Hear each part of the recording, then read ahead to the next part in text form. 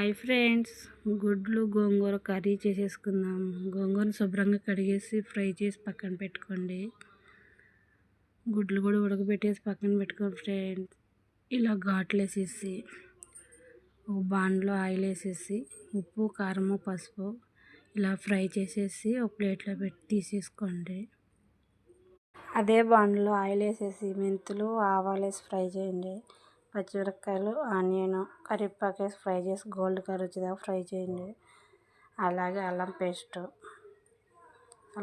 కూడా ఫ్రై అయిన పట్ట సాల్ట్ మనం ఫ్రై చేసుకున్న గోంగూర కూడా వేసుకోండి ఫ్రెండ్స్.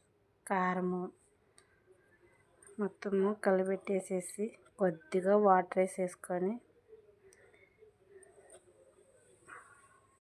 ఒక 10 నిమిషాలు ఉడకనిచ్చి అలాగే ఒక 5 నిమిషాలు ఉడకనివ్వండి ఫ్రెండ్స్. తర్వాత వచ్చేసి గుడ్లు వేసేసి కర్రీ రెడీ.